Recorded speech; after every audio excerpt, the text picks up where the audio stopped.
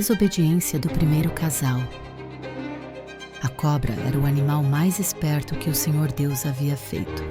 Ela perguntou à mulher: É verdade que Deus mandou que vocês não comessem as frutas de nenhuma árvore do jardim? A mulher respondeu: Podemos comer as frutas de qualquer árvore, menos a fruta da árvore que fica no meio do jardim. Deus nos disse que não devemos comer dessa fruta nem tocar nela. Se fizermos isso, morreremos. Mas a cobra afirmou: Vocês não morrerão coisa nenhuma. Deus disse isso porque sabe que quando vocês comerem a fruta dessa árvore, os seus olhos se abrirão e vocês serão como Deus, conhecendo o bem e o mal. A mulher viu que a árvore era bonita e que as suas frutas eram boas de se comer. E ela pensou como seria bom ter entendimento. Aí, apanhou uma fruta e comeu, e deu ao seu marido, e ele também comeu. Nesse momento, os olhos dos dois se abriram, e eles perceberam que estavam nus. Então costuraram umas folhas de figueira para usar como tangas. Naquele dia, quando soprava o vento suave da tarde, o homem e a sua mulher ouviram a voz do Senhor Deus, que estava passeando pelo jardim. Então se esconderam dele, no meio das árvores. Mas o Senhor Deus chamou o homem e perguntou: Onde é que você está? O homem disse: Eu ouvi a tua voz quando estavas passeando pelo jardim e fiquei com medo porque estava nu. Por isso me escondi. Aí Deus perguntou: E quem foi que lhe disse que você estava nu? Por acaso você comeu a fruta da árvore que eu o proibi de comer? O homem disse: A mulher que me deste para ser a minha companheira me deu a fruta, e eu comi. Então o Senhor Deus perguntou à mulher: Por que você fez isso? A mulher respondeu: A cobra me enganou e eu comi. O castigo. Então o Senhor Deus disse à cobra: Por causa do que você fez, você será castigada. Entre todos os animais, só você receberá esta maldição. De hoje em diante, você vai andar se arrastando pelo chão e vai comer o pó da terra. Eu farei com que você e a mulher sejam inimigas uma da outra, e assim também serão inimigas a sua descendência e a descendência dela. Esta esmagará a sua cabeça, e você picará o calcanhar da descendência dela. Para a mulher Deus disse: Vou aumentar o seu sofrimento na gravidez, e com muita dor você dará à luz filhos. Apesar disso, você terá desejo de estar com o seu marido, e ele a dominará. E para Adão Deus disse o seguinte: Você fez o que a sua mulher disse, e comeu a fruta da árvore que eu o proibi de comer. Por causa do que você fez, a terra será maldita. Você terá de trabalhar duramente a vida inteira, a fim de que a terra produza alimento suficiente para você. Ela lhe dará mato e espinhos, e você terá de comer ervas do campo. Terá de trabalhar no pesado e suar para fazer com que a terra produza algum alimento. Isso até que você volte para a terra, pois dela você foi formado. Você foi feito de terra e vai virar terra outra vez. O homem pôs na sua mulher o nome de Eva por ser ela a mãe de todos os seres humanos. E o Senhor Deus fez roupas de peles de animais para Adão e a sua mulher se vestirem. Adão e Eva são expulsos do jardim. Então o Senhor Deus disse o seguinte: Agora o homem se tornou como um de nós, pois conhece o bem e o mal. Ele não deve comer a fruta da árvore da vida e viver para sempre. Por isso o Senhor Deus expulsou o homem do jardim do Éden e fez com que ele cultivasse a terra da qual havia sido formado. Deus expulsou o homem e no lado leste do jardim pôs os querubins e uma espada de fogo que dava voltas em todas as direções. Deus fez isso para que ninguém chegasse perto da árvore da vida. A história mais antiga sobre desobediência mudou para sempre o destino da humanidade. E ainda hoje, ela revela verdades surpreendentes sobre como tomamos decisões e lidamos com tentações. O que podemos aprender com o primeiro não da história? É fascinante como essa narrativa do Jardim do Éden continua tão relevante depois de milhares de anos, especialmente quando pensamos em escolhas e consequências. E sabe o que é mais interessante?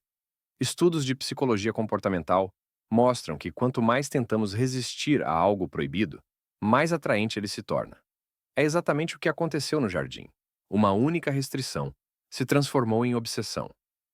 Bem, isso me faz pensar em como nosso cérebro processa proibições.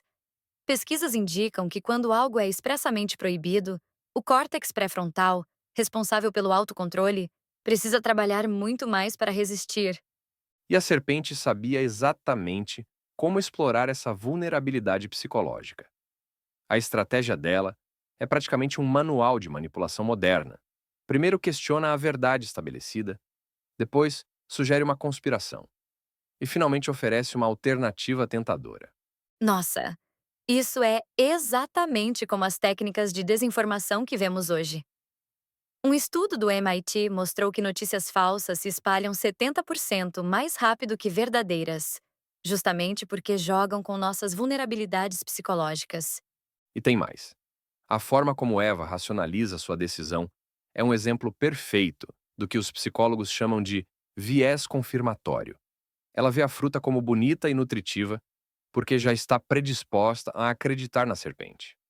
Você acha que isso explica por que somos tão suscetíveis a fake news hoje em dia? Sem dúvida. Um estudo da Universidade de Stanford mostrou que 82% dos adolescentes não conseguem distinguir entre conteúdo patrocinado e notícias reais online. É o mesmo mecanismo. Quando algo confirma o que queremos acreditar, baixamos nossas defesas. E depois que Eva come a fruta, ela imediatamente compartilha com Adão. É como um viral se espalhando nas redes sociais, não é? Exato. E aqui entra outro conceito interessante da psicologia social: a pressão dos pares. Estudos mostram que 75% das pessoas tomarão decisões contra seu próprio julgamento se virem outros do seu grupo fazendo o mesmo. Bem, isso explica por que Adão nem questionou muito antes de aceitar a fruta. E quando eles percebem o que fizeram, sua primeira reação é se esconder e depois culpar outros. Um padrão que especialistas em comportamento organizacional identificam em 92% dos casos de erro no ambiente corporativo. É incrível como esses padrões comportamentais persistem através dos tempos. E as consequências específicas para cada um? Elas parecem ter um significado mais profundo. Um antropólogo cultural argumentaria que essas consequências refletem as tensões fundamentais da sociedade humana. A luta com a natureza, trabalho árduo, as complexidades do relacionamento homem-mulher e nossa eterna busca por conhecimento e seus custos. E mesmo assim, há aquele momento de compaixão quando recebem roupas. É como se a narrativa sugerisse que, mesmo nas piores situações, existe espaço para recomeçar. Estudos em psicologia positiva mostram que essa capacidade de ver esperança, mesmo após grandes erros, é fundamental para a resiliência humana. 87% das pessoas que superam grandes traumas citam algum tipo de novo começo como crucial em sua recuperação. Então, no final, essa história não é apenas sobre desobediência, mas sobre como lidamos com escolhas difíceis e suas consequências? Precisamente.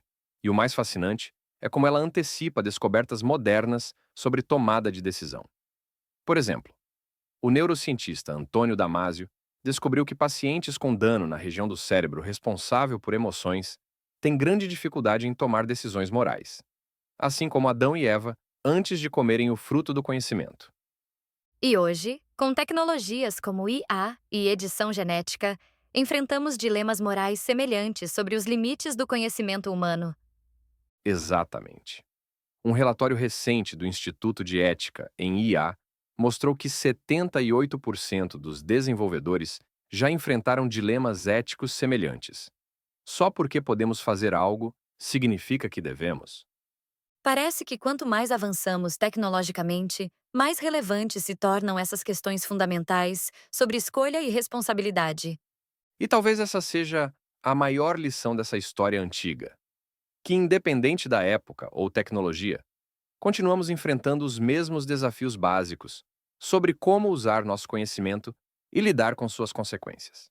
Então, no final, é uma história sobre como crescer e assumir responsabilidade por nossas escolhas? Sim, e os dados mostram que essa mensagem continua relevante. 94% dos líderes empresariais citam a tomada de decisão ética como seu maior desafio.